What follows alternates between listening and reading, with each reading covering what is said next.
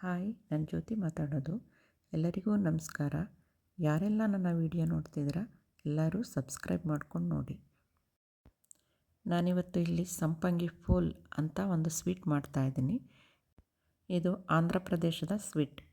ಇದರ ಅರ್ಥ ಕನ್ನಡದಲ್ಲಿ ಸಂಪಿಗೆ ಹೂ ಅಂತ.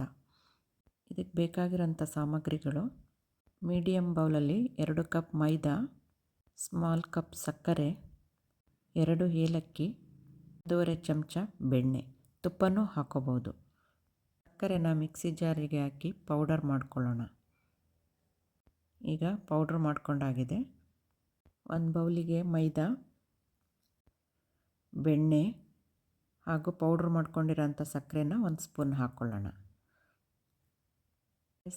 ಸ್ವಲ್ಪ ನೀರೆಲ್ಲ ಹಾಕ್ಕೊಂಡು ಅದನ್ನು ಪೂರಿ ಹದಕ್ಕೆ ಕಲಿಸ್ಕೊಳ್ಳೋಣ.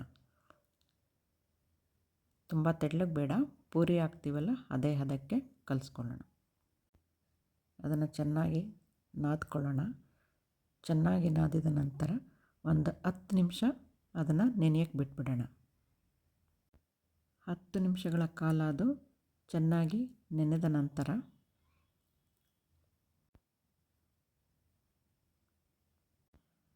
ಈಗ ಅದು 10 ನಿಮಿಷ ನೆಂದಿದೆ ನೋಡಿ. ಪೌಡರ್ ಮಾಡಿದಂಥ ಸಕ್ಕರೆನ ಒಂದು ಬೌಲ್ಗೆ ತೆಗೆದಿಟ್ಕೊಳ್ಳೋಣ. ಈಗ ಪೂರಿ ಉಂಡೆಗಳ ಥರ ಚಿಕ್ಕದಾಗಿ ರೌಂಡ್ ಮಾಡಿ ಇಟ್ಕೊಬಿಡೋಣ. ಯಾಕಂದರೆ ಎಣ್ಣೆ ಕಾಯೋಕ್ಕೆ ಮುಂಚೆ ಅದನ್ನು ಸ್ವಲ್ಪ ಎಲ್ಲ ರೆಡಿ ಮಾಡಿ ಇಟ್ಕೊಂಡ್ರೆ ಸಣ್ಣ ಹುರಿನಲ್ಲಿ ನಾವು ಅದನ್ನು ಬೇಯಿಸಬೇಕಾಗುತ್ತೆ. ನಂತರ ಒಂದು ಬಾಣಲೆಗೆ ಎಣ್ಣೆ ಹಾಕಿ ಕಾಯಲು ಬಿಡೋಣ. ಸಣ್ಣ ಹುರಿನಲ್ಲಿ ನಾನು ಇದನ್ನು ಫ್ರೈ ಮಾಡ್ಕೋಬೇಕು. ಎಣ್ಣೆ ಕಾಯ್ತಾ ಇರುವಾಗ ನಾವು ಸಂಪಂಗಿ ಫೂಲನ್ನು ಲಟ್ಟಿಸಿ ರೆಡಿ ಮಾಡ್ಕೊಳ್ಳೋಣ. ಮೊದಲಿಗೆ ನಾನಿಲ್ಲಿ 8-10 ಪೂರಿ ಥರ ಲಟ್ಸ್ಕೊಂಡಿದ್ದೀನಿ ನೋಡಿ. ಇದನ್ನು ಚಾಕುನಲ್ಲಿ ಲೈನ್ ಮಾಡ್ಕೋಬೇಕು. ಲೈನ್ ಕಟ್ ಮಾಡಿದ ನಂತರ ಅದನ್ನು ಸುರುಳಿ ಹಾಗೆ ಸುತ್ಕೋಬೇಕು ನೋಡಿ. ಮಧ್ಯದಲ್ಲಿ ಅದನ್ನು ಓಪನ್ ಮಾಡಿಕೊಂಡು ಹೀಗೆ ಅದನ್ನು ಫೋಲ್ಡ್ ಮಾಡ್ಕೋಬೇಕು. ಹೀಗೆ ಎಲ್ಲ ಮಾಡಿಕೊಂಡು ಇದನ್ನು ಒಂದೊಂದೇ ಮಾಡಿ ಇಟ್ಕೊಂಡು ಈಗ ರೆಡಿಯಾಗಿದೆ ನೋಡಿ. ಇದನ್ನು ಒಂದೊಂದೇ ಎಣ್ಣೆಗೆ ಹಾಕ್ತಾ ಬರೋಣ ಬನ್ನಿ. ಈಗ ಎಣ್ಣೆ ಕಾದಿದೆ. ತುಂಬ ಸಣ್ಣ ಹುರಿನಲ್ಲಿ ಇಟ್ಕೋಬೇಕು ನಾವು. ಇದನ್ನು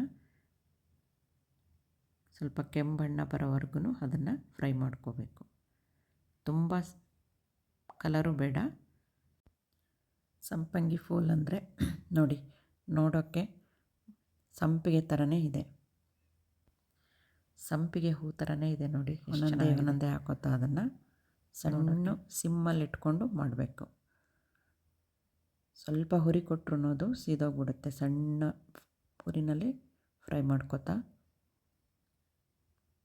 ಬರೋಣ